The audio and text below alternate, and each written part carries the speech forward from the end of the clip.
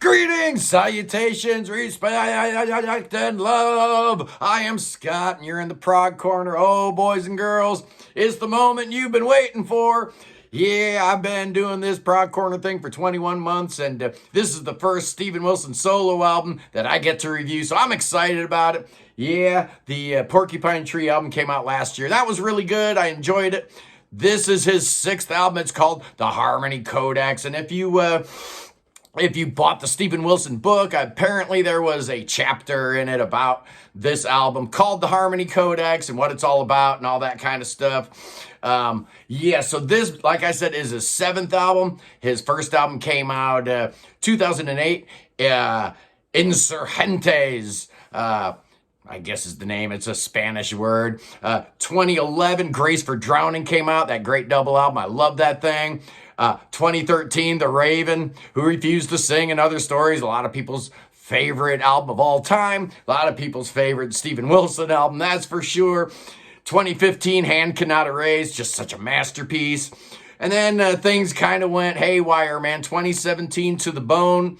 A lot of people didn't love that. I liked it. I thought it was good. And then 2021, The Future Bites. I didn't buy it. I probably should, because I'm actually liking it more and more as time progresses. But here we go. What's this album all about and who's on it? Well, what's weird about this album is there's a whole bunch of different musicians and a whole bunch of different guitar players. A lot of the guitar that you're hearing on this album isn't even Steven Wilson. But let's break down the personnel, shall we? You've got the great Adam Holzman on keyboards on most of these tracks. He's a longtime Wilson collaborator, just amazing. Craig Blundell on drums on a lot of these tracks. Wow, this guy's ridiculous. You know who he is. But you also have Jack Dangers from Meat Beat Manifesto make an appearance. Nate Wood and Pat Mastelotto plays on the first song. And then a dude named Sam Fogarino plays on the last song. Hey, he was in a band called the Holy Terrors. I saw them way back in the day. Back in the South Florida music scene. We might have even shared the stage together at one point. I don't know. Theo Travis is on here as usual.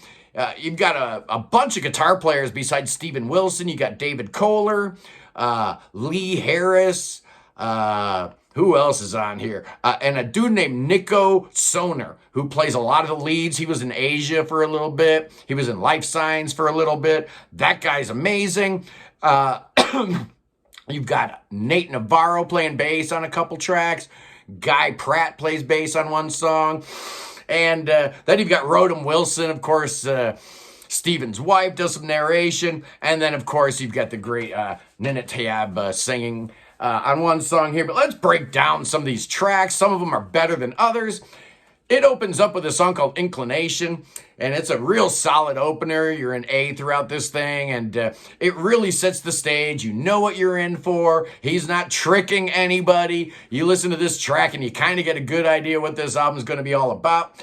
A lot of industrial sounds and, glitch rock nods to all that beeps and blips and all that kind of stuff. You got a real cool piano chord sequence, and then a real nice trumpet comes in. The tribal computer drumming is really cool. The percussion here is great. And then everything just drops down at the 3-minute mark and Steven starts singing about Come See the Fool. I like it. It's a good song, good atmospherics. Like I said, a good way to start the album. The second track is like a pop song that could have been on The Future Bites. It's called What Life Brings. It's short. It's like 3.5 minutes. And it starts with a strummed acoustic guitar in E minor, but he's playing that C sharp over the top of it, so you understand you're in some kind of like a melodic minor mode going on here. You got a couple verses, and then you got a nice little guitar solo. It's a cool track, peaceful. I like it. Kind of necessary after what came before and what's coming right after, which is the third track, Economies of Scale. Another nod to Radiohead. This is only 4 minutes long, and this was the first single, and I think it threw a lot of people for a loop with its electronic sounds. And we're in E minor here. You got some female backing vocals, And like I said, this is glitch rock. There's a lot of nods to Radiohead and bands like that in here. Some nice chords, but this song doesn't really go anywhere. I like it. I like the atmospherics. I like how it sounds, but I'm not crazy about it. But that does set the stage for the fourth track, which is obviously everybody's favorite song on here, Impossible Tightrope, at 10 minutes and 44 seconds. It's the one that'll make you think of the Raven. You've got strings. It's a real lush opening, and then the drumming comes in, and the guitar's got that 80s Rush kind of sound to it. Sounds great. And then Theo Travis throws down a saxophone solo that's really cool and unexpected. It comes down again, and then the bass gets real busy as he's just thumping away on C. It's awesome. You get a little guitar figure over the top of that, and a little keyboard solo that's just phenomenal. Yeah, Impossible Tightrope is fantastic. If you want prog Steven Wilson, this is it right here, man. Next up is Rock Bottom. This is another pop song with, this is Nanette Tiab. Definitely making me think of that song Pariah off of To the Bone. But man, this chick can sing. She is amazing. She might be one of the best female vocalists I've ever heard in my life. And I've only heard her sing a couple songs, and I'm already feeling that. When she's singing, I can feel it in my bones. Man, I can feel it in my bones when she's singing. Simple song in B minor. The chord progression stays the same all the way through. It's B minor, D, C to G. And that's it, the whole song. It's got a real huge soundscape, and then when that EBow comes in, sounds really great. For the second verse, Steven and Nanette do a little duet. It's great, and then you get a little Gilmore-esque Fender guitar solo. Pretty cool. Not Steven Wilson playing it, which is weird. Next up is Beautiful Scarecrow at 5 minutes and 21 seconds. This one's a little odd. It starts with programmed drums and the keys. Structurally, this song is neato because it's in C minor, and it goes C minor, B flat, A flat, and you never, ever, ever arrive at the G. You never get that 5. You never get the dominant. All the way through the song, your ear's begging for it. He doesn't give it to you, man. Before the vocals start, he drops it to F sharp and then D, which really makes you all discombobulated. Then it goes back to C.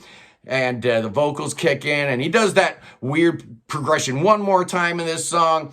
Man, this song gets really big as we're just riffing around on that C minor. And the last 2 minutes of this song are just so great. The rhythm just gets crazy. The percussion goes wild. I love it, man. This song won me over. I didn't like it at first, but I was wrong. Next up is the title track, all 9 minutes and 50 seconds of it. And this thing is an absolute masterpiece. I know you guys probably aren't digging it like I am, but hear me out here a second. There's some really cool things going on here, and I'm sure most of the musicians in the house have already figured out that this thing is just circling around the circle of fifths. But let's talk about it a second, because it's really cool what Steven Wilson's doing here. It starts out with D, and then he goes to D minor, and then he goes to the 5, which is A, and then he goes to A minor, and then he goes to the 5th of A, which is E. So then it goes E, E minor, then B, B minor, F sharp minor, C sharp, all the way through the circle of fifths, man. Does it 4 times in this song.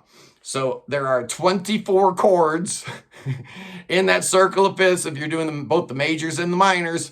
And it does it 4 times. It starts with D and it ends with D. So what's that? 97 chord changes on this song.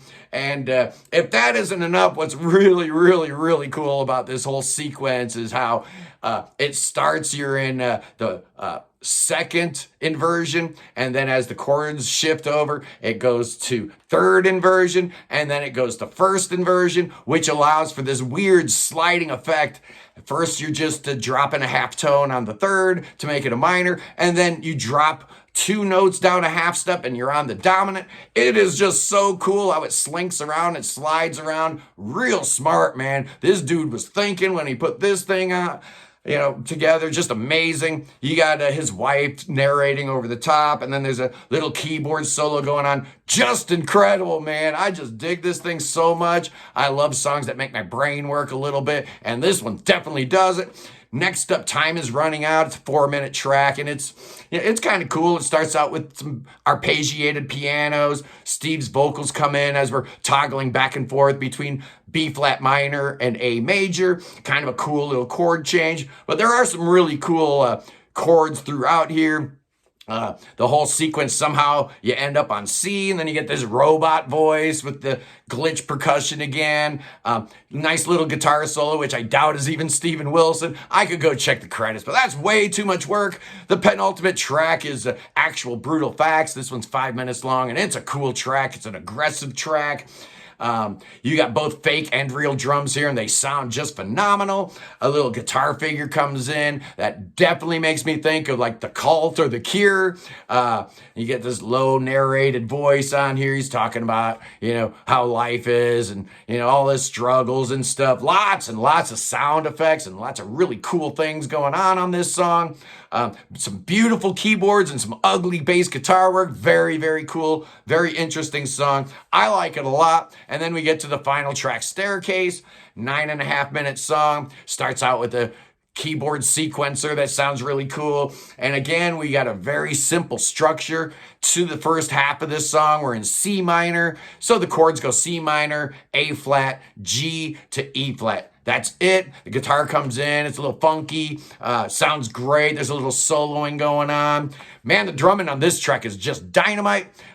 Totally in the pocket drumming. You get some real funky bass going on here. And you got some great piano chords.